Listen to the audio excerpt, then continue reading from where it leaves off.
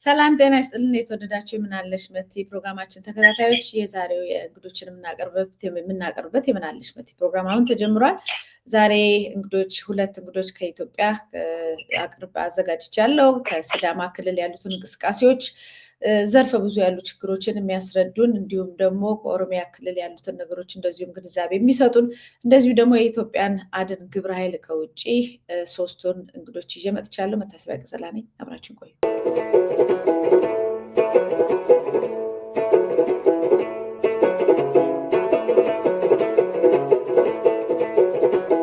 እንግዶች ሁላችሁም እንኳን ደህና መጣችሁ። አቶ ዮሐንስ ገብረ ጻድቅ የሲዳማ ክልል የኢህአፓ ሰብሳቢ እንደዚሁም አቶ እስክንድር ሞገስ የኢህአፓ ውጭ ግንኙነት ኃላፊ ናችሁ። እናንተ እንግዲህ ወደ ኢህአፓ በተደጋጋሚ የመጣው ነው። ምንድነው ዋናው ቁም ነገር የትኛውም ክልል ላይ ያሉ ዘርፈ ብዙ የሆኑ አባላትን ይዟል። ስለዚህ እስቲ ስለ ኦሮሚያ ክልል የሚነግረኝ ስል በዛ በኢህአፓ ፓርቲ ውስጥ አገኛለሁ።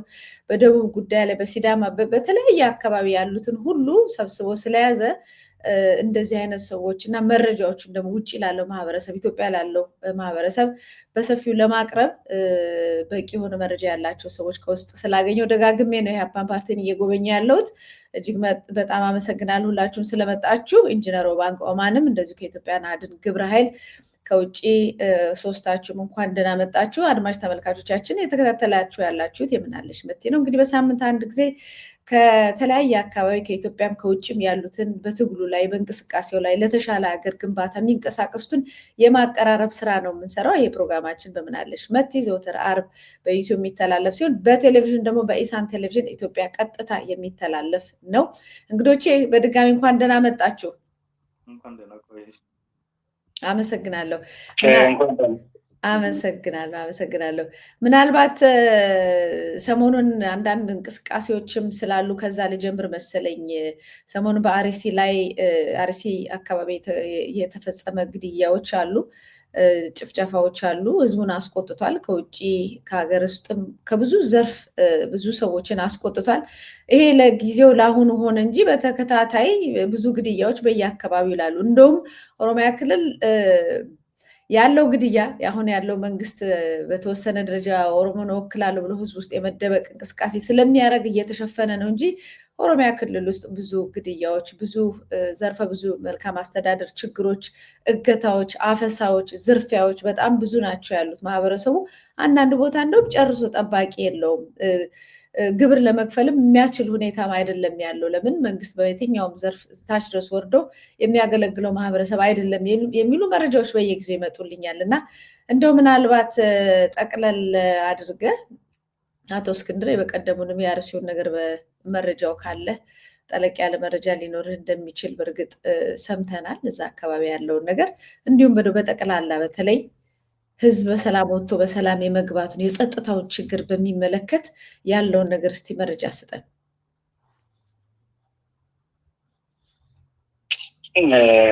መልካም። እንግዲህ በቅድሚያ እዚህ መድረክ ላይ ሀሳቤ ለመግለጽ እንደተጋበዙ እጅግ በጣም አመሰግናለሁኝ። ስፔሲፊካሊ ኦሮሚያ ጋር ከመሄዴ ባሻገር እንዳጠቃላይ ኢትዮጵያን በተወሰነ መልኩ መናገር እፈልጋለሁኝ እና እንግዲህ ኢትዮጵያ በአሁኑ ሰዓት ላይ ያለችው አረብ ላይ ነች። አረብ ላይ ማለት እንግዲህ ኦልሞስት ነገሮች እያበቃ በሚመስል አይነት መልኩ ላይ ነው የምትገኘው። ይህ ማለት ደግሞ ሁሉንም ክልሎች ጋር የሚታዩ ነባራዊ ሁኔታዎች ነው ኢትዮጵያን ወደ እንደዚህ አይነት ኮንዲሽን ላይ ሁኔታዎች ላይ ሊወስዳት ወይም በዚህ አይነት መልኩ ልገልጻት የፈለኩት ማለት ነው። እና ኦሮሚያ እንግዲህ ሰፊውን የሀገሪቷን ክፍል የያዘ ነው፣ እሙን ነው። ይህ ደግሞ እዛ ውስጥ ዴንስድ ፖፕሌሽኖች ይገኛሉ።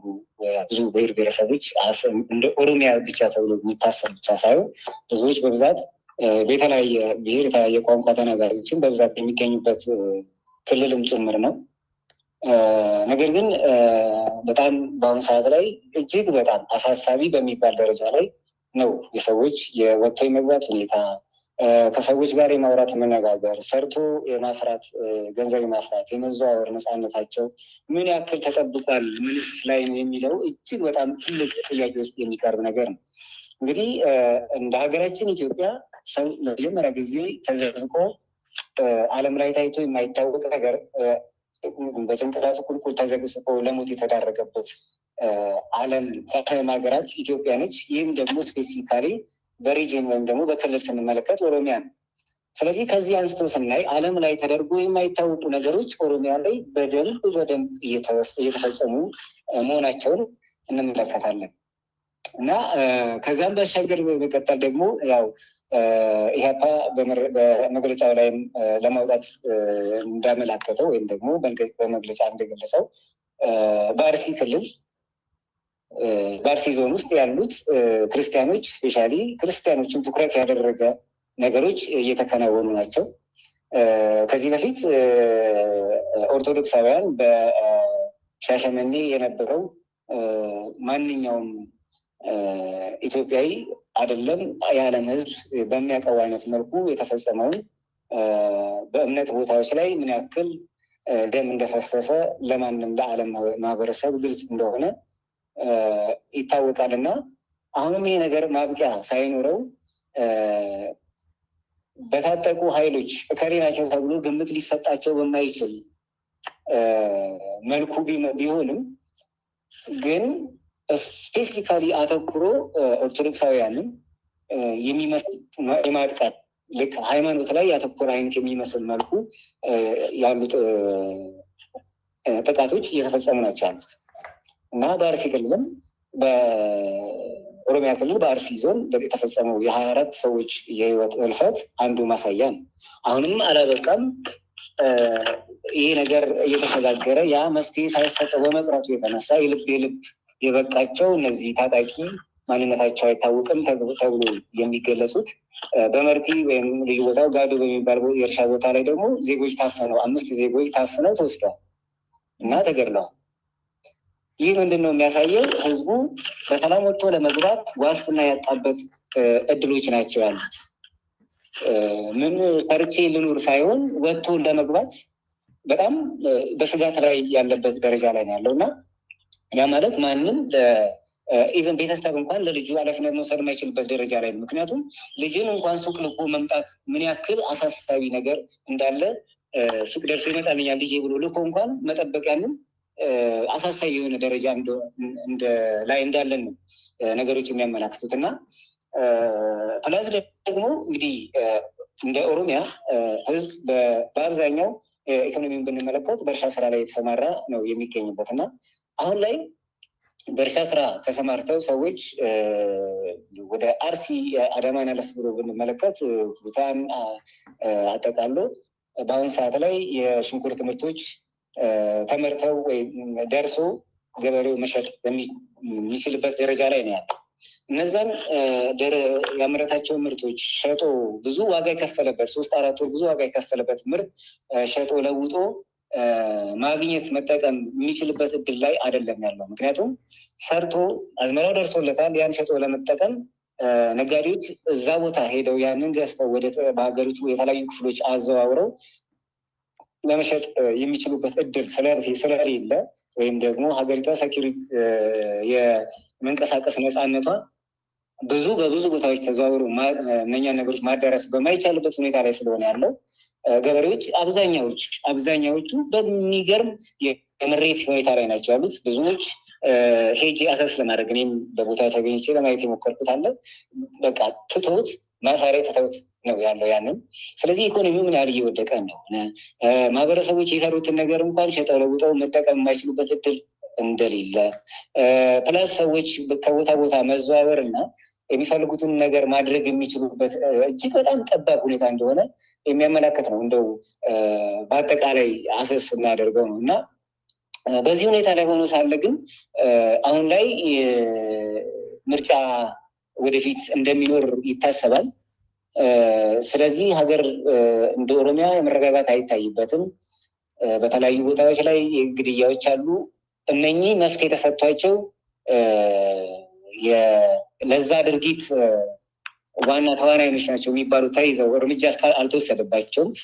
ያን እርምጃ ስላልተወሰደባቸው ቀን በቀን ያን ነገሮች ወይም ደግሞ ወራት በወራት እየጠበቁ ቦታ እየቀያየሩ ያን ነገር በተግባር ላይ እያዋሉት ይገኛሉ ማለት ነው እና ይህን ስንመለከት እውነት ሸኔ የሚል አይነት ስያሜ ነው። አሁንም በመንግስትም ደረጃ ይህን አይነት ስያሜ ነው የሚሰጣቸው። ያ ማለት ደግሞ ያንን ነገር ማስቆም መንግስት የማይችልበት እድል ምንድን ነው?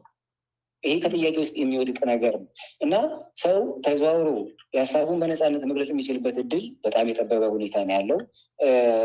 ኢቨን ስለ ምርጫ ሲወራበት ሰው እኛ ተርበን እኛ መውጣት መግባት አቅቱ ይህንን ስለ ምርጫ ታወሩብናላችሁ የሚል ደረጃ ላይ ደርሷል ህዝብ እና ይህንን መፍትሄ የሚሰጥለት አካል ይፈልጋል። መንግስት ስለኛ የህይወት ዋጋ ዋስትና እየሰጠን አይደለም። ወጥተን መግባት አልቻልንም። ሀሳባችንን በተለያዩ መንገዶች መግለጽ አንችልም። ዛሬ እንዲህ ብንል ነገ የሚመጣብንን አናውቅም እና በፍርሃትና በእንትን ውስጥ ነን ያለ ነው የሚል ነው ህዝቡ እያንዳንዱን አሰስ ወይም ደግሞ ኢንተርቪው ለማድረግ እንደሞከርኩት እና ከዚህ ባሻገር ደግሞ ምንድነው እሱ ማህበረሰቡ ላልተፈለገ ላልታሰቡ ወጪዎች እጅግ በጣም እየተጋለጠ ያለበት ሁኔታ፣ ደረሰኝ እንኳን ሪያሊቲው ያልታወቀ ደረሰኝ በሚል እየተባለ በመዋጮዎች ደረጃ አንድ ሰው መታወቂያ እንኳን ሊያወጣ ያንን ጥያቄዎች ሲያቀርብ የሚጠየቀው የመዋጮ አይነቶች እጅግ በጣም የሚገርም ነው።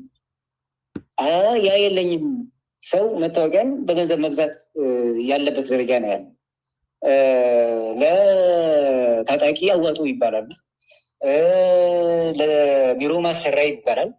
እነዚህ የሚሰጣቸው ደረሰኞች እንኳን ሰው መብላት አልቻለም። የራሱን ህይወት ጋይድ ወይም የራሱን ህይወት መምራት ባልቻለበት ሁኔታ ለራሱ ለቤቱ የሚጎር ሰውን ባጣበት ሁኔታ እንደዚህ አይነት ነገሮች አውጣ እየተባለ ያውም ሪያሊቲ እውነታው በእውነተኛ ደረሰኝ ባልተደገፈ መዋጮዎች እየተገደደ እና በምሬት ላይ ነው ያለው። እንደሚታወቀው እንግዲህ የኢትዮጵያ ፖፑሌሽን ቀን በቀን እየጨመረ ነው። ቀን በቀን የሚጨምርበትም ደግሞ ከአንዱ ክልል ኦሮሚያ ነው። ከ131 ሚሊዮን ፖፑሌሽን አለ በኢትዮጵያ ውስጥ። ይህን ያክል ፖፑሌሽን ባለበት ውስጥ ደግሞ ወጣቱ ይህንን ያህል ቁጥር የሚይዝ ከሆነ ይህ ወጣት አሁን ምን ላይ ነው? ሰርቶ እውነት የሚሰራውን ነገር ያገኛሉ? ሁሉ ወጣት ቢባል በመሬት ላይ ነው ያለው። በዚህም በዛም ተሯርጦ ያደረገው ነገር ለንብረቱ ዋስትና የለውም። አይደለም ለንብረቱ ለህይወቱ ዋስትና የሌለበት ኮንዲሽን ላይ ማህበረሰቡ የሚገኙ ሌላ ምናልባት አንዳንድ እንቅስቃሴ በኋላ የምንነጋገራቸው ነገሮች ይኖራሉ። አሁን ኦሮሚያ ውስጥ ያለው ነገር እንደ ሀገር ያለውን እንቅስቃሴ በኋላ መፍትሄ እንዴት ነው ሁላችንም ተሰባስበን እንደ ሀገር ለውጥ የምናመጣው የሚለውን ወደ በኋላ የምመጣበት ነገር ነው። ግን ሰው በጣም ሊሚትድ የሆነ በጣም የተወሰነ መረጃ ነው የሚያገኘው ኦሮሚያ ላይ ስላለው ነገር። ያው ብዙ ነገር የተደበሰበሰ ነገር አለ መሬት ላይ ያለው ነገር። አዎ መልካም አስተዳደር ችግር፣ እንደዚሁም የአምባገነንነት መንግስት ዱላ የሚወርድበት ማህበረሰብ ግድያው፣ ወጥቶ መግባቱም፣ ኢኮኖሚም እንዳልከው አምርቶ ተሯርጦ መሸጥ የማይችልበት ሁኔታ ላይ እንዳለን እናውቃለን። ነገር ግን ደግሞ እዛ ውስጥ ከፋፍሎ ነው ህዝቡን አንዱ ከአንዱ ጋር እንዳይነጋገር መጀመሪያ በብሔር ከዛ በሃይማኖት ከዛ ደግሞ ጭራሽ ወርዶ ደግሞ በጎጥ ደግሞ ሳይቀር በሰፈር ሳይቀር የመከፋፈል ነገር አለ። አሁን ኦሮሚያ ውስጥ ያለው መዋቅር አይታወቅም። ህዝቡ ምን አይነት ነው ያለው? አብዛኛውን ሰው በሴፍቲኔትም በምንም ከመንግስት ጋር የማቆም ነገር እንቅስቃሴ ነበረ አለ ወይ እሱ? ወይንስ ተስፋ በመቁረጥ ከታጣቂ ኃይል ጋር ነው ወይ ያለው? ወይንስ ደግሞ እንደናንተ ደግሞ በተፎካካሪ ፓርቲ ውስጥ ነው ያለው? ወይንስ ደግሞ ተስፋ ቆርጦ መፍትሄ ብቻ የሚጠብቅ ነው ወይ? እንደው ስነ ልቦናው ምንድን ነው አሁን ኦሮሚያ አካባቢ ያለው ነገር? የማህበረሰቡ መልካም የማህበረሰቡ ስነ ልቦና ቅድም ለመግለጽ እንደሞከርኩት እኔ በጣም አንድ ግለሰብ ሳወራው እንደውም በጣም እየገረመኝ ነው። እኛ ስነ ልቦናችንን የተነጠቀን ማህበረሰቦች ነው። ምን እንኳን መናገር ይሄንን እንኳን ብለን መግለጽ ወደማንችልበት የቁም እስር በሚመስል አይነት መልኩ ላይ ነን። ሀሳባችንን ዛሬ አንድ ስብሰባ ተደርጎ እዛ ስብሰባ ላይ አንድ ሰው አንድ ነገር ከተነገረ ጀርባው ይጠና። ይሄ ሰው ምንድን ነው? ይሄ ሰው ከከሬ ጋር ከታጣቂ ግለሰቦች ጋር ከተቃራኒ የፖለቲካ ፓርቲዎች ጋር ግንኙነት ያለው ሰው ነው፣ ጀርባው ይጠና ተብሎ ነገ በማግስቱ ምን እንደሚገጥመው እርግጠኛ በማይሆንበት ደረጃ ላይ ስለሆነ ሀሳቡን እንኳን ለመግለጽ በጣም ቀርቦ እንኳን ሰው ሲያናግራቸው በእንደዚህ አይነት መልኩ ለማናገር የሞከሩባቸው ሲያናግራቸው ተውን፣ እኛ ስነ ልቦናችን የተነጠቀን ሰዎች ነን። እንኳን ይህ እንደዚህ አይነት ነገሮችን ኤክስፕረስ ለማድረግ ይቅርና የምንሰራውን ነገር በእንደዚህ ሜዳ ላይ ጥለነው መጥቶ የሚጠይቅልን 3-4 ወር የለፋንበትን ንብረት እንኳን መጥቶ አሸጠን እንኳን ለውጠን ላባችንን መጠቀም የማንችልበት ደረጃ ላይ ነን ያለ ነው። እንደገና ይህ ሁሉ ወጪ ኖሮብን እኛ የራሳችንን ነገር ማምጣት በማንችልበት ደረጃ ላይ ማግኘት በማንችልበት ደረጃ ላይ የራሳችንን ቤት ሳንሰራ የቢሮ ማሰሪያ ተብለን የምንጠየቅበት ጊዜ ነው ያለነው። የለንም ስንል 2 ቀን 3 ቀን 4 ቀን እንታሰራለን ብሎ ማለፍ ሲል ከዛም በላይ እንታሰራለን። ከዛ ጀርባው ይጠና የሚል ቤተሰብ ጋር ይኬዳል። የለኝም ሲል አንተ ጋር ይሄን ካላመጣ ወይ ልጅ እንትን ይደረጋል። የቤቱ አባወራ ከሌለ አንድ እናቴት ልጆቿን ይዛ ካለች ይሄን መዋጫው አላወጣችሁም፣ የታጣቂ አላወጣችሁም፣ ወር ደግሞ የቢሮ አላወጣችሁም በሚል ጥያቄ ሲመጣባቸው ባለቤቴ የለም እኔም ደግሞ መስጠት አልችልም ሲባል እንግዲያው ባለቤትሽ እስከሚመጣ ወይ አንቺ ትታሰራለች ወይ አንድ ልጅሽ ይታሰራል። እንደዚህ አይነት ነገሮች ናቸው ያሉት። ሁለተኛ ነገር ደግሞ በእንደዚህ አይነት የፖለቲካ ፓርቲሲፔት አድርጋችሁ ኢንቮልቭ አድርጋችሁ ሀሳብን ገልጾ እንዲህ አይነት ነገሮች መሄድ መቀጠል እንደሌለባቸው እና ሊገታ ይገባል የሚል አይነት አስተሳሰብ ሲኖር እኛ ይህንን ለማድረግ ዋስትና ህጋችን በወረቀት ላይ ነው እንጂ ለህይወታችን ዋስትና የሚሆን ነገር እስከሌለ ድረስ ሀሳባችንን ገልጸን እንኳን ለዚህ አይነት አይደለም ለማህበረሰብ ለየግላችን እንኳን የግላችን መብት ማስጠበቅ የማንችልበት ደረጃ ላይ ነው ያለ ነው። ይሄ ነው የማህበረሰቡ የስነ ልቦና መጎዳት። ኢኮኖሚካሊ በጣም ወድቋል። ሀሳቡን ተናግሮ መልስ የሚሰጥለት አካል የለም። ይባስ መደጎም ሲገባ አምጣ ነው ማህበረሰቡ እየተባለ ያለው አምጣ ነው። ምክንያት እየተፈጠረ ምክንያት እየተፈለገ መዋጮ አዋጣ መዋጮ አምጣ ነው። ያ ምንድን ነው ሲባል የሚሰጠው ደረሰኝ እንኳን ስለ ሪያሊቲው ስለደረሰኝ ሪያሊቲ እንኳን የማይታወቅበትም እና በዚህ አይነት ኮንዲሽን ላይ ነው ማህበረሰቡ ያለው እና ማህበረሰቡ ስቴብል ነው። እውነት ወጥቶ ይገባል። ከሚዲያ ጀርባ ነው ነገሮች ያሉት። ሚዲያ የሚያወራቸው እና ማህበረሰቡ ጋር ያለው ነገር እጅግ በጣም የተራራቀ ነገር ነው። እጅግ በጣም መግለጽ በማይቻል ደረጃ ላይ ነው ያለው። ምክንያቱም በሰው የዕለት ተዕለት ወጪዎች አሉ። የዕለት ወጪዎች ሆን እንኳን መሸፈን ሳይሆን ስለ ዕለት ወጪ ስለ ኢኮኖሚ ማውራት የሚቻልበት ደረጃ ላይ አይደለም አሁን ማህበረሰቡ ያለው። ምናልባትም ወደ ገዢው መደብ የተጠጉ አካላቶች ብቻ ራን እያደረጉ ህይወታቸውን ዳቨሎፕ እያደረጉ ወይም እያበለጸጉ ያሉት እነኛ አካላቶች ናቸው። ወይ ደግሞ የመንግስት ካድሬዎች እንደፈለጉ የሚፈነጩበት እንደፈለጉ የሚናገሩበት የራሳቸው ውሳኔ የሚወስኑበት እንዲያደረገ ሰው መብቱን ሲጠይቅ የለኝም ማወጣት አልችልም ወይ ደግሞ ጊዜ ስጡኝ የሚል እንኳን መልስ ወይም ጥያቄ በሚሰጥበት ሰዓት ላይ ማህበረሰቡ ምን ላይ ነው ተብሎ ሰው መለስ እንኳን ብሎ ይህ ሰው ቤተሰቡ ታይቶ አወጣ የሚባልበት አቅም እንኳን እንዴ የቀን ሰራተኛ እኮ ያወጣ የሚባልበት እኔ በጣም የሚገርመኝ ነገር የቀን ሰራተኛ ለእንደዚህ አይነት ነገሮች ማዋጣት አለበት የሚባልበት ኮንዲሽን ያለው እንኳን እንደዚህ ተደራጅቶ ነው ቤት ኖሮት ነው የሚባለውን ማህበረሰብ እንተውና እሱ አቅም ኖሮት ሊያደርግ ይችላል ብለን የቀን ሰራተኛ ለዚህ ጉዳይ ለዚህ ለሚባል ጉዳይ መወጣት አለበት። ይሄ ለሚባል ጉዳይ መወጣት አለበት። ይሄ ቀን ሰራተኛ በቀን ነው የሚያገኘው። በቀን የሚያገኘው አንድ የቀን ሰራተኛ በቀን ስራ ሊያገኝ ይችላል። ኦር ደግሞ እግዚአብሔር ከቀናው የቀን ስራ ሊያገኝ ይችላል። የቀን ስራ ካላገኘ ሰውዬ ከየት ነው ያንን የተጣለበትን መዋጮ መክፈል የሚችል? የቀን ስራ እየሰራ ቤተሰቡን ልጆቹን የሚያስተዳድር አካል አለ ቤት ተከራይቶ እና እንደዚህ አይነት ሰዎችን የሰዎች የስነ ልቦና ጉዳት በጣም የስነ ልቦና ጉዳት ላይ ነው ማህበረሰቡ ያለው። ኢኮኖሚካሊ ወጥቶ ከመግባት ሀሳብ የሚተነፍስበት ወይ ይፈልጋል።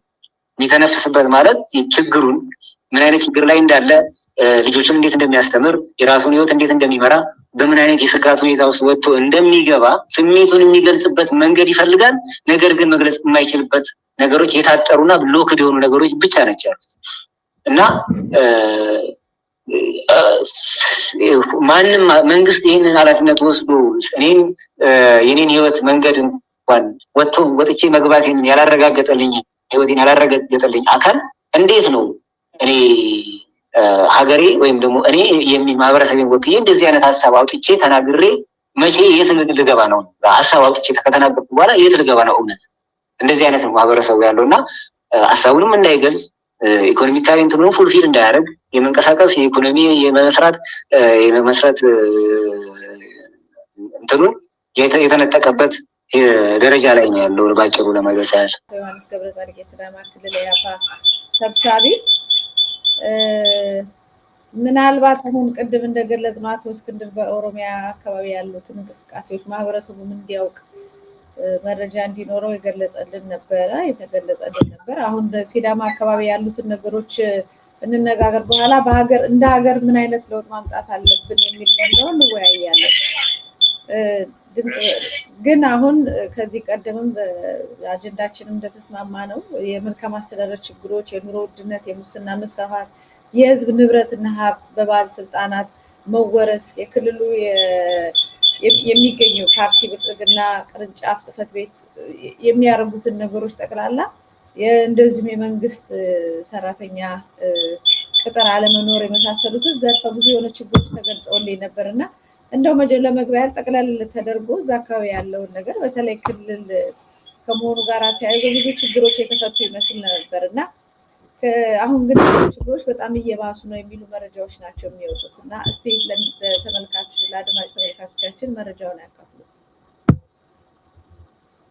አመሰግናለሁ። በክልሉ ደረጃ ያለው ሲዳማ ክልል ከሆነ ወዲህ ዘርፈ ብዙ ችግሮች አሉ። ያው ከችግሮቹ መካከል እንደ ዋናነት መጥቀስ የሚቻለው የሰራተኛን ቅጥር በተመለከተ ተማሪዎች ከዩኒቨርሲቲ ይወጣሉ፣ ቅጥር የሚባል ነገር የለም። እሱ ከ600,000 ተመራቂ በላይ ቅጥር ያላገኘ።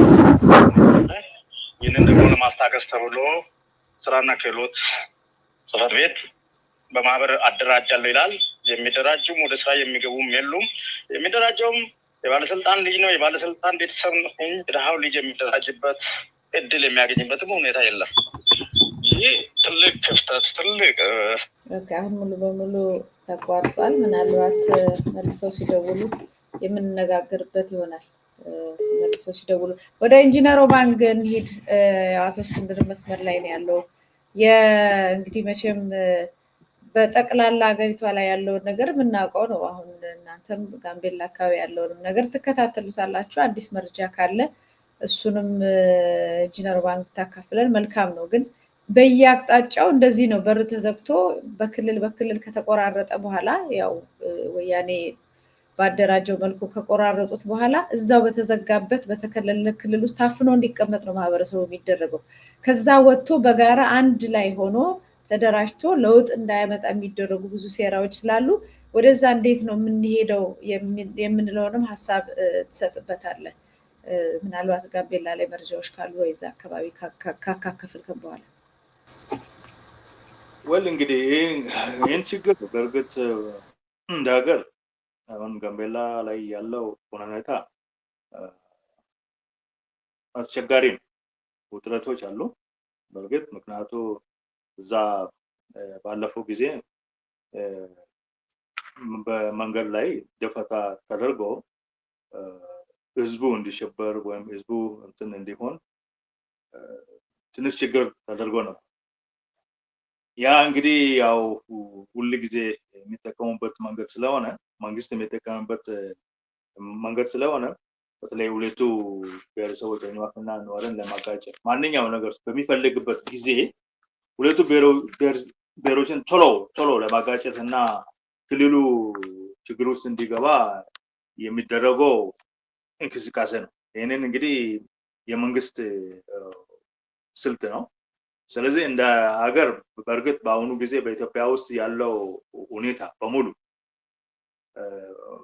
በሴም ምናልባት እንግዲህ ጫፍ ላይ የወጡት ክልሎች ካልሆኑ በስተቀር ያለው የአስተዳደር ችግር ወይም የማህበረሰቡ ያለው አቋም ግልጽ ነው።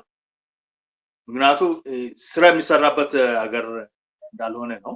አሁን ጋምቤላ በተለይ አሁን ስራ የሚባል ነገር የለም፣ ዝርፊያ ነው። ከዝርፊያ ባለፈ አንዳንድ ጊዜ ግድያዎች አሉ። በየመንገዱ ደፈጣ የተደረጉት ህዝብ ገደለበት ሁኔታ አለ። ዝርፊያዎችም አሉ። እነኚህ እንግዲህ ደሴም ናቸው። ይሄ የአንድ መንግስት የመውደቂያው ባህሪው ምልክት ነው እና ስናየው ይሄንን እንትን ለማድረግ ሁሉም አንድ ላይ እንዳሁኑ ተነጋግሮ እና ኢንፎርሜሽን ልውውጥ ካላደረጉት ትንሽ ያስቸግራል እና ያለው ሁኔታ ደሴም እስከሆነ ጊዜ ድረስ መወያየትና መነጋገር አሁን ለምሳሌ ዛሬ ከያፓ ሰዎች ጋር እንደዚህ በምንገናኝበት ጊዜ ትልቅ ሚና አለ። እንግዲህ ሌሎቹ በተመሳሳይ ሁኔታ እንደዚህ እየተገናኙ እንዴት እናድርግ የሚለው ነገር ላይ ልንሄድ እንችላለን። ምክንያቱም ይህ መንግስት ያለው ስልት የመከፋፈል ስልቱ በጣም ኃይሎበታል። ሌላ ከሌላ ጋር እንዳይገናኝ ሁሌ ደግሞ የሚደረጉ ነገሮችን ሲሪየስሊ የተከታተለ እና ማስፈራራትን ያበዛ። ለምሳሌ ባለፈው ጊዜ በተደረገው እንትን ላይ ኮንፈረንስ ላይ ሲገለጽ በሌላ መልኩ ነው፣ እንደገና ደግሞ በሌላ መልኩ እንደገና ተናገረ። እነኚህ ሁሉ እንግዲህ የማስፈራሪያ እንትኖች ናቸው እና አሁን ያለው ኮንዲሽን ደሴም ነው ለማለት ይችላል። በደቡብ አካባቢ ያ እንግዲህ ሁላችንን በጣም ፊል የምናደርገው ጉዳይ ነው። ደሴም አርሲ ላይ የተደረገው የግድያ ሁኔታ የትም ሀገር የማይደረግ ጉዳይ ነው። አሰሆል በኦሮሚያ ክልል ውስጥ ያለው ሁኔታ መንግስት እንግዲህ አውቆ ነው ያንን እንትን የሚያደርገው። ምክንያቱም ሌላ እንትን የለውም። ኦልሬዲ የሽንፈት መንገድ እስከያዘ ጊዜ ድረስ ተቀባይነቱ በማህበረሰቡ ዘንድ ደግሞ እንትን ስለሆነ አሁን ያለው ሁኔታው ምንድነው? ያለውን ኃይሎችን አደራጅቶ ችግር እንዲፈጠር እንትን ማድረግ እንግዲህ ከሆነ ወይ መንግስት ያለበት ሀገር ከሆነ እስካሁን ድረስ ለምንድነው አንድ ነገር እንኳን የማይያዘው? እነኚህ ሰዎች እኮ ችግር የሚፈጠሩ ሰዎች ከላይ አልወረዱም። በክንፍ በረው ደግሞ እንትን አልመጡም። በእግር ነው እንግዲህ የሄዱት። እንግዲህ የኔን በእግር መጥቶ ችግር የሚያደርሱት ተከታትሎ የመያዝ ወይም ተከታትሎ ከየት እንደመጡ እንትን ለማድረግ ያስቸግራል። መንግስት ራሱ ነው ይሄንን ሁሉ የሚያደርግ፣ ሌላ የለም።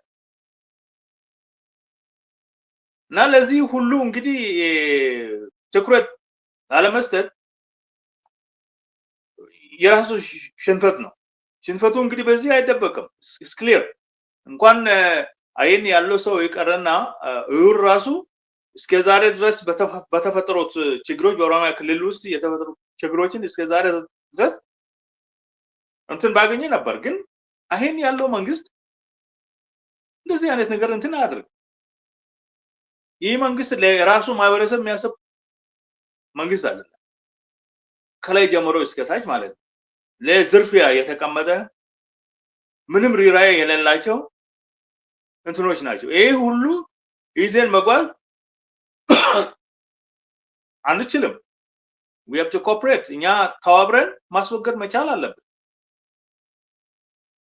ካልተወገደ በኢትዮጵያ ውስጥ የመኖር ህልውና በጣም ያህለ ይሄዳል። ሰው እዚህ የተራበ እዚህ ደግሞ አንዳንድ የማይሆኑ ነገሮችን እየተሰሩ ሰው እዚህ የሞተ ሰላም አለ ብሎ እንትን የሚያወራ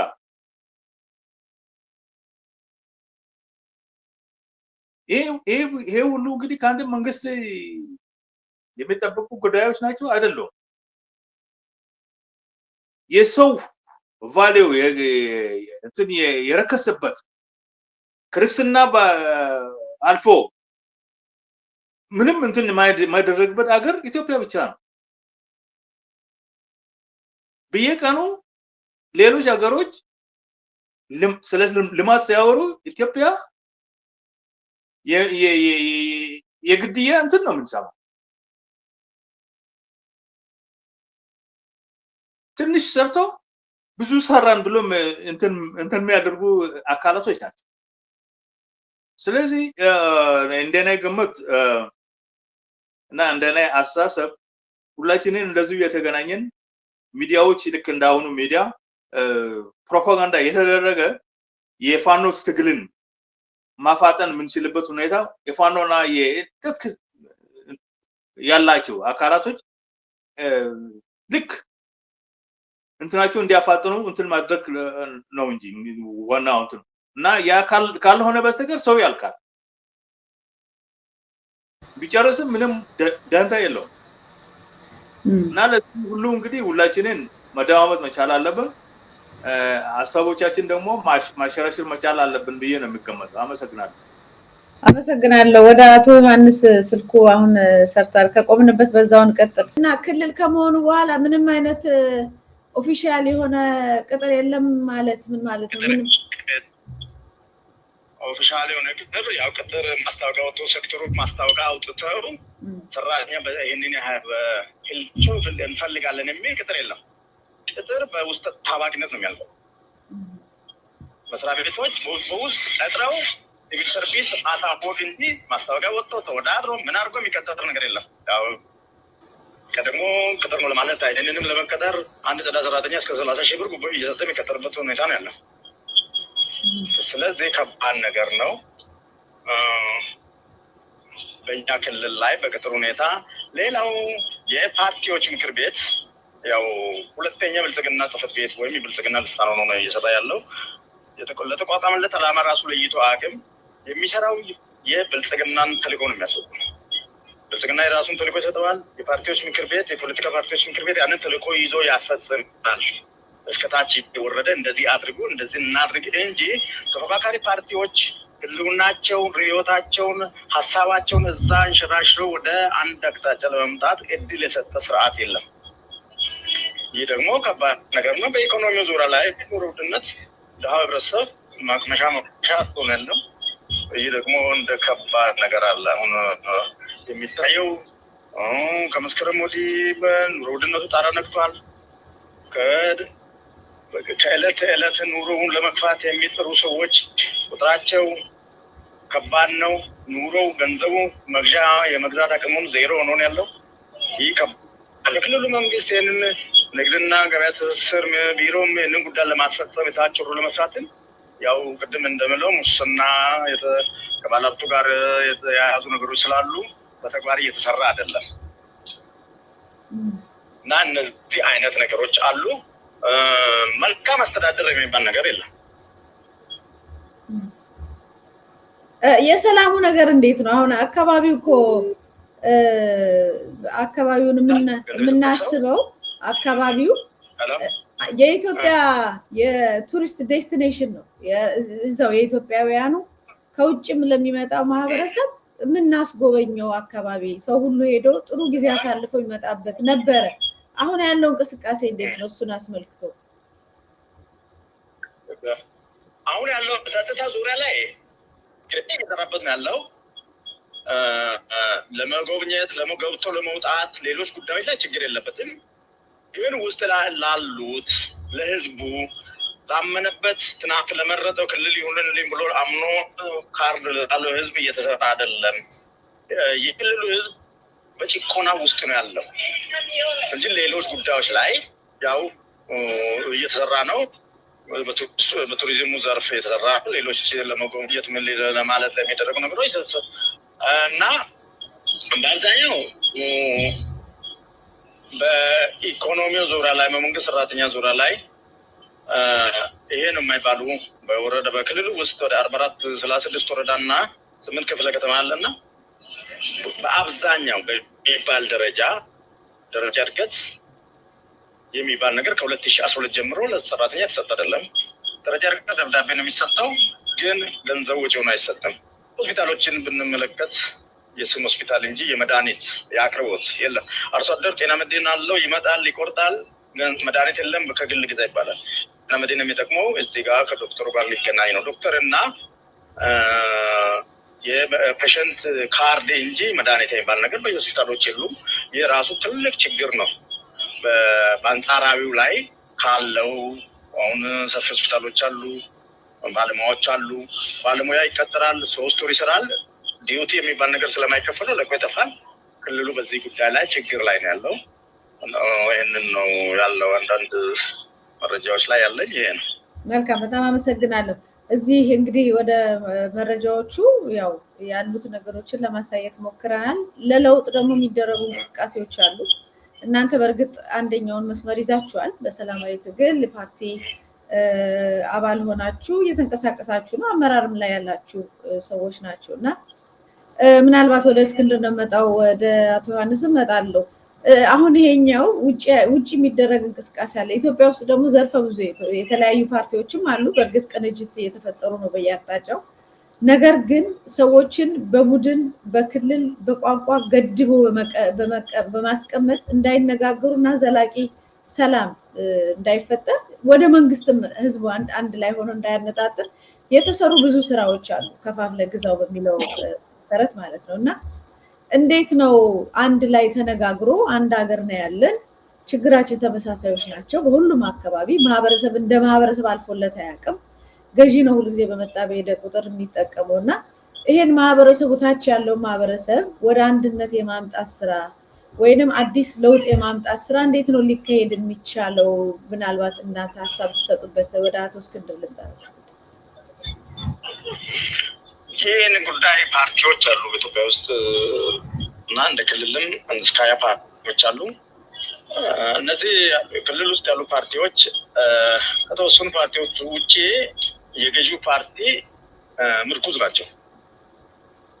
ምክንያቱም ገዢው ፓርቲውን ለራሱ ብሎ ያስቀመጣቸው ድጎማ ሰጥቶ ቤት ተከራይቶ ጥቅማቸውን አስከብሮ ሌሎቹን ጠንከር ያሉ እንደ ኢህአፓ እንደ እናት እንደ መያድ ያሉ ፓርቲዎችን ጫና ለመፍጠር የተቀመጡ ፓርቲዎች ናቸው። እንደ ክልላችንም ያሉት አሁን ክልል ሲዳማ ክልል ላይ 6 ክልላዊ ፓርቲ አለ።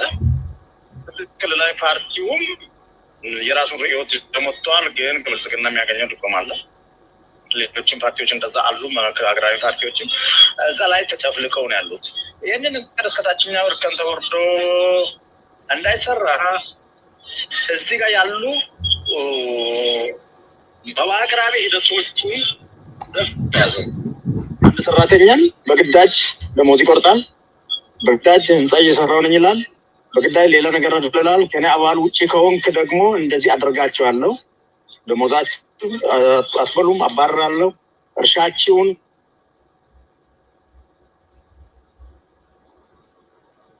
ከዛ እስከታችኛው እርከን መዋቅሩን አውርደን እንደ ፓርቲ እንደ ተፎካካሪ ለመስራት ለህዝቡ አዌርነስን ለመፍጠር ትልቅ ችግር አለ። ከአንድ ቀበሌ ላይ ከወረዳ ወደ ቀበሌ ሲወረድ ፓርቲ ሲባል ሰዎች ይፈራሉ። ሰራተኛው ተደብቆ አባል ቆርጧል። አባል ሆነው የብልጽግናን ካልቆረ እንግዲህ በዚህ እናቋርጠው። ከአቶ ዮሐንስ ጋር ያለንን ቆይታ አቶ እስክንድር አንሚዩት አድርጉልኝ። በቃ ይሄንኑ ጥያቄ እንደው ማጠቃለያ የጋራ መፍትሄ መፈለግ የሚለው ላይ ብንነጋገር እንደ መዝጊያ። መልካም እንግዲህ አመሰግናለሁኝ። ያው እንዳጠቃላይ የክልላዊን ሀሳቦች ወይም ደግሞ በኦሮሚያ ክልል ስላሉ ነገሮች በአጠቃላይ ኢኮኖሚያዊ፣ ማህበራዊና የሰላሙ ሁኔታ ምን እንደሚመስል በተወሰነ መልኩ ለመግለጽና ለማሳየት ሞክሬያለሁኝ። ግን ያው ጀነራል እንደሚታወቀው ሀገራችን ኢትዮጵያ ውስጥ ሀሳብ ጠመንጃን እየፈራ ጠመንጃ ደግሞ ሀሳብን የማይታገስበት ሀገር ነች ኢትዮጵያ እና ሀሳብ ያላቸው ሀሳባቸውን እንዳይገልጹ የሚመጣባቸውን ተጽዕኖ በመፍራት ብዙ ለሀገር የሚጠቅሙ ለሀገር የሚበጁ ለማህበረሰብ የሚጠቅሙ እጅግ መልካምና ትልልቅ ሀሳብ ያላቸው ሰዎች በቤታቸው ውስጥ መልካምና ጥሩ የሚባል ሀሳባቸውን የግላቸው አድርገው በቤት ውስጥ ቁጭ ብለው ነው የሚገኙት። በህይወት ያሉት በቤት ውስጥ ይገኛሉ። በህይወት ደግሞ በተለያየ ምክንያት በህይወት እያለፉ ያሉ ሰዎች ለሀገር የሚጠቅሙ ሰዎች እያለፉ ያሉበት ኮንዲሽን አለ እና እኔ እንደ እንግዲህ ኢህአፓ ሰላማዊ ትግል ትልቅ መፍትሄ ነው ብሎ ያስባል። እኔም የፓርቲ ሀሳብ ይዤ ስነሳ ሰላማዊ የሆነ ሰላማዊ ትግል ከምንኛውም ነገር ቅድሚያ የሚሰጠውና ትክክለኛም መንገድ ነው ብዬ ነው የማምነው። እኔም ፓርቲም የሚያምነው በዛ አይነት መልኩ ነው። ግን እንደ ሀገር ስንመለከት አሁን ላይ ያለው የሀገራችን ሁኔታ እጅግ በጣም አሳሳቢ ሆነ። በተለያዩ ቦታዎች ላይ የሚታዩት ነባራዊ ሁኔታዎች ሀገር ነች ኢትዮጵያ በሀገር መጥራት በሚያስችልበት ኮንዲሽን ላይ ነው ያለችው። እናም መንግስት አላት ወይ? እውን ኢትዮጵያ መንግስት አላት ወይ? እኔ ፐርሰናሊ እኔ በጣም መንግስት እንዳለን ለማሰብ እንዳላሰብ የምገደድበት በጣም ብዙ ነገሮች አሉ። ኦሮሚያን የሚያክል ትልቅ ክልል ሞርዛን ሀፍ ከመንግስት ቁጥጥር ውጭ ነው። አማራ ክልል ትልቅ ነው፣ ከመንግስት መዋቅር ውጭ ነው። ትግራይ ስንመለከት እንደዛ ነው። ብሎም ደግሞ ስም ያልተሰጣቸው ጦርነቶች በተለያዩ ቦታዎች ከነኛ አሁን ከጠራኋቸው ቦታዎች ይልቅ የተለያዩ ክልሎች ላይም በቤኒሻንጉል ጭምር በአፋር እነዚህ ስም ያልተሰጣቸው ጦርነቶች በጣም ተጋግለው ያሉበት ሁኔታ ነው በአሁኑ ሰዓት ላይ። ስለዚህ እነዚህ ነገሮች ስንመለከት እውነት ኢትዮጵያ መንግስት አላት ወይ? መንግስትስ እነኝን ሁሉ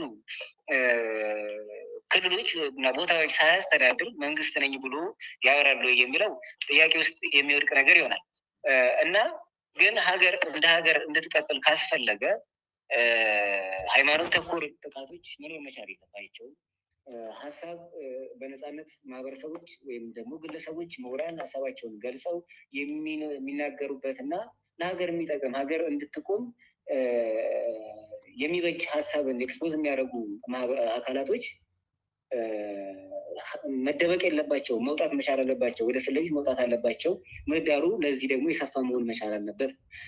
ያ ማለት እንግዲህ በጣም ለሀገር የሚበጁ እጅግ ታላላቅ ምሁራን የምሁራን ዝምታ ጥሩ ነው የሚል አይሰማኝም። ከፖለቲካ ፓርቲ ወጣ እንበልና ምሁራን በጣም ትልልቅ እውቀት ያላቸው ለማህበረሰብ፣ ለራሳቸው፣ ለሀገር፣ ለዓለም የሚጠቅም ትልልቅ እውቀት ያላቸው ማህበረሰቦች፣ ግለሰቦች ተደብቀው ሀሳባቸውን ሳይገልጹ ያሉበት ሁኔታ ነው እና እነዚህ ምሁራንን የእውቀት ባለቤት ምሁራኖች ዝምታቸው መስበር አለባቸው። ወደዚህ ሀገር ላይ ያለው ነባራዊ ሁኔታን ለማጥፋትና ለማሸነፍ ሰላም ኢትዮጵያ ሰላም ሆና ኢኮኖሚካሊ በሰላማ ሁኔታ ሉዓላዊ ሀገርነቷ ተጠብቆ አይደለም ለምስራቅ አፍሪካ ለዓለም መልካም ምሳሌ የምትሆኑበትን እድል ለማምጣት ምሁራኖች ዝምታቸው መስበር አለባቸው የሚል አስተያየት በግሌ አለኝ። እነኚህ ምሁራኖች ተሰባስበው ሀሳብን አመንጭተው ይህንን ያለን እንደዚህ አይነት ተግባራቶችን የሚያካሄደውን አካል መሞገት መቻል አለባቸው።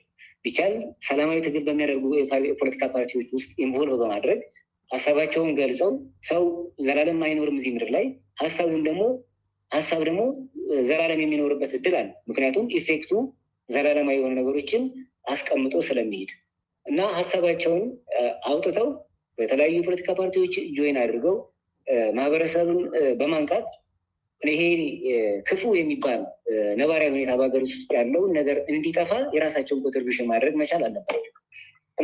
ፕላስ ደግሞ ፖለቲካ ፓርቲዎች አንድ አይነት የፖለቲካ ሀሳብ በጣም ያልተራራቀ መቅረብ ያለባቸው ሀሳቦች ያላቸው የተቀራረበ ሀሳብ ያላቸው ፖለቲካ ፓርቲዎች ተቀራርበው አንድነትን መስርተው ጠንክረው መውጣት መቻል አለባቸው። ይህን የአገዛዝ ሰላማዊ ያልሆነ አገዛዝን ማሸነፍና ለሀገር ላይ ሰላምን መምጣት መቻል አለበት የሚል አስተሳሰብ አለኝ። አለበለዚያ ግን ምሁራኖች ዝምታቸውን እስካልሰበሩ ያለ አዋቂዎች አገሪቷ ውስጥ እንደፈለጋቸው እየፈነጩ ማህበረሰቡን ቀውስና ሀገሪቷን ወደ መፍረስ እንደ ሀገር ሳይሆን እንደ ሰፈር የሚያስቡ ሰዎችን በስልጣን ላይ አስቀምጠን በተለያዩ ቦታዎች ላይ አስቀምጠን ጦርነት በየቦታው እንደዚህ እየተፋፋመ ምሁራን ዝም ብሎ የፖለቲካ ፓርቲዎች በተናጠል ሆነው እናሸንፋለን የሚልን ሀሳብ ትተው መርጅ ሆነው አንድ እየሆኑ ጥምረት እየፈጠሩ ወደፊት መጥተው ይህንን ጦረኛ እና ትክክል እንደ መንግስት ሊገለጽ የማይችል የአገዛዝ ስርዓትን ማጥፋት እስካልቻሉ ድረስ እና ኢትዮጵያ ሰላም ሆና ትኖራለች፣ ወደፊት ኢኮኖሚካሊ በዓለም ትታወቃለች፣ ምሳሌ ትሆናለች የሚል ሀሳብ ማሰብ ማለት እንደኔ ጥቁር ድመትን በጨለማ ውስጥ ጥቁር ድመት ፍለጋ ሊያውም በሌለችበት ነው ብዬ ለመግለጽ እፈልጋለሁ። እዚህ ላይ አበቃለሁ። አመሰግናለሁ። ሌላ ሰው ካለ መቀጠል ይቻላል። መስመር ላይ አሁን የዘወትር ተባባሪያችን መምህር ደምሰው ገብሬ ገብተዋል። እንግዲህ ውይይታችን በመጨረሻው ለማጠቃለያ ሀሳብ እንድሰጥ ነው የጋበዝኩ። ውይይታችንን ጨርሰናል፣ ሰዓታችንም ስለተገባደደ። ኢትዮጵያ ከሲዳማ ክልል አቶ ዮሐንስ ከኦሮሚያ ደግሞ አቶ እስክንድር ያለው ነገር በሁለቱም ክልሎች ውስጥ ያለውን ነገር አዋይቶናል፣ ሀሳቦችንም ሰጥተዋል። ብዙ ኢንጂነር ሮባንክም እንደዚሁ በጋምቤላ በጠቅላላ በሀገሪቷ ጉዳይ ላይ ሀሳብ አካቷል። መምህር ደምሰው ገብሬ በሁለት ደቂቃ ውስጥ የሚያልቅ ማጠቃለያ እንደው እንድትተዋወቁ በዛው ብዬ ነው ያስገባው። ቀጥል እስኪ መዝጊያ። ያው ሌሎች እንግዳ ወንድሞቼንም ኢንጂነር ኦባንግንም እጅግ በጣም መትንም አመሰግናለሁ። በእርግጥ አሁን ቅድም ወንድሜ እኔ በአጋጣሚ ወደ መንገድ ወጥቼ ነበር። ከዛ በአጋጣሚ አሁን በጥቼ ነው መኪና አቁሜ ነው ከእናንተ ጋር ይሄን ውይይት ተሳተፍኩኝ። እኔ ያው አንዳንድ ነገሮችን ሰምቻለሁ፣ ግን ዋናው ነገር በሀገራችን አንድነት ዙሪያ የሁላችን ህብረትና አንድነት ይጠይቃል። ዛሬ በጣም በሀገራችን የሚደረጉት ሰቆቃዎች፣ መከራዎች ከዕለት ወደ ዕለት እጅግ እየተባባሱ ሄደዋል። መች አንድነት እንደምሰጥ የምሁራን ዝምታ፣ የሌሎች የህብረተሰቡ ተሳትፎ ደግሞ በጣም ቸልተኝነት እጅግ እየጎላ በመሄዱ ያለው አገዛዝ ደግሞ ከፍተኛ ጭፍጨፋዎችን በእውነት በአሁኑ ሰዓት በህዝብም ላይ በአርሲ፣ በወለጋ፣ በተለያዩ ኦሮሚያ ክልል አካባቢዎች ከፍተኛ ጭፍጨፋዎች፣ በአማራ ክልል ደግሞ በድሮን፣ በታንክ፣ በከባድ የጦር መሳሪያ ከፍተኛ ጭፍጨፋዎች እየተደረጉ ይገኛሉ። ሆኖም ዛሬ ከምንም ነገር በላይ የሚያሳስበን ለአንድ ሀገር ህዝብ ትልቁ ምንድነው? ህልውና ነው። የህልውናና የነጻነት ጥያቄ ነው። ሀገራችን በነጻነት እጦት ህልውና የሀገሪቱ አደጋ ላይ ወድቋል። ለዚህ የሁሉንም ኢትዮጵያውያን አንድነትና ህብረት ይጠይቃል። ማን ነው አሁን ለምሳሌ ይሄንን ጉዳይ ባለፈውም በተደጋጋሚ ባደረግነው ከእናት ፓርቲም ከኢሃፓም ወንድሞቼ ከነ ዳንኤልም ከመጋቢ አብርሃምም ከምስጥሬ ጋር በተለያዩ አጋጣሚዎች ውይይቶችን አድርገናል። አሁን ትልቁ የሀገራችን ችግር ምንድነው? ሁሉም ሰው ፈቃደኛ ነው ለመወያየቱ፣ ግን ይሄንን ኦርጋናይዝ ማን ያደርጋል? አሁን ማን ይሄንን ኮኦርዲኔት ያደርጋል? በሀገር ውስጥ ያለውን አሁን ቅንጅት የፈጠሩት እነ ኢሃፓ እነ እናት ፓርቲና መሰል 5 ድርጅቶች ወደ አንድነት መምጣታቸው እጅግ በጣም ከፍተኛ ጥሩ ነው። ኮከስ አለ ደግሞ የተፈጠረውን በእናቱ ግርማና በነ ኦፊኮ ምናምን። እነዚህ የሀገራችን መሰረታዊ ችግር የምፈታው ሁላችን በህብረት በአንድነት ስንቆም ነው። በዚህ ላይ ነው። በሚዲያ በኩልም ደግሞ ዓለም አቀፍ የሚዲያ ዘመቻ መደረግ አለበት። እነ ጋናም እነ ደቡብ አፍሪካም እውነቴን ነው ትልቁን ኃላፊነት የወሰደው ሚዲያ ነው። ሚዲያ ምሁራኖችን አቀራርቦ አሁን አንድ አስተባባሪ ኮሚቴ ባለፈውም ከአቶ ግርማ ጋርም ከሌሎች ወንድሞች ከአቶ ዳንኤልም ጋር በጋራ ለመስራት ወስነናል። ከጋራ ከአንድነት ውጭ ምንም ምርጫ የለንም። ይሄንን ሞት ይሄንን እልቂት ማንኛውም ፓርቲ አያስቆመው። የምናስቆመው ምንድነው? በህብረትና በአንድነት ብቻ ነው። በእውነቱ መታሰቢያ ለምታደርገው ወንድማችን ዘውዱ ጋርም ትናንት በተለያዩ አጋጣሚዎች ተወያይተናል። ዋናው ነገር ከምንም በላይ አሁን እኛን የሚያሳስበው ነገር የኢትዮጵያ ህልውና አደጋ ላይ ወድቋል። ስለዚህ ምንድነው ይሄ በየቦታው በአርሲም በተለያዩ አካባቢዎች የሚደረገው በደቡብ የሚደረገው ጭፍጨፋዎችንም በኦሮሚያ ክልል የሚደረገው ጭፍጨፋዎችንም እኛ በአንድነት በህብረት ስንቆም ነው ኢትዮጵያን ከውርደትና ከውድቀት ማዳን የሚችለው። ስለዚህ በጥምረት በአንድነት በህብረት ለመስራት ዝግጁ መሆንን ነው። ለዚህ ከሌሎችም ጋር ተባብረን አንድ አስተባባሪ ኮሚቴ ሁላችንን የሚያማ ኢትዮጵያንና ሀገርና ህዝብን መሰረት ያደረገ አንድ ንቅናቄ መፍጠር አለብን። እኔ ቅድም ተወያይታችን ትናንትም ከኢንጂነር ሮባን ጋር በሰፊው ይህንን ጉዳይ ተወያይተናል። ካለዚያ ምንም መውጫ የለንም። ሀገራችንን ከውርደትና ከውድቀት የእናቶችንም እንባ እናቆምም። ስለዚህ ወንድሞቼ ሁላችሁ በርቱ። ከምንም ነገር በላይ ኢትዮጵያ አሳሳቢ ሲኦል ደጃፍ ላይ ነው ቆመችው። ይሄ በየጊዜው የምታረዱትን በየጊዜው የሚጨፈጨፉትን በየሳምንቱ ይሄ ፕሮግራም ስላለ ሁላችን አንድ እንሁን። የተናጠል ጉዞ የትም አያስኬደንም። አንድ እርምጃ ወደፊት። ማንም አሸናፊ አይሆንም። ግለሰቦች ሳይሆን እኛ አሁን ከአምስቱ ከቅንጅቶች ጋር እኛ ለመስራት ስምምነት ባለፈው ከአቶ ዳንኤል ባሉበት አድርገናል። ወደፊትም ከሌሎች ጋር በአንድነት ሆነን ኢትዮጵያን እንታደግ። ህልውና አደጋ ላይ ነው፣ ነፃነቷ አደጋ ላይ ነው። ካለዛ ሀገር የለንም። ከዩጎዝላቪያ የበለጠ ይጣፋንታ ይገጥመናል። ስለዚህ ኢህአፓ በኩል ያሉ ልጆች እጅግ በጣም የምናደንቃቸው ታሪክ ያላቸው ሰዎች ከአሁን በፊትም ታሪክ የጻፉ ናቸው። በሺዎች የሚቆጠሩ የኢትዮጵያ የአዲስ አበባ ዩኒቨርሲቲ የተፈሪ መኮንን የቲኤምኤስ የመድኃኔዓለም ትምህርት ቤት ተማሪዎች ከፍተኛ አስተዋጽኦ ትምህርት ላይ ያለው ጓደኞች የቅርብ ጓደኞች ብዙ ነገር አጫውተኛል።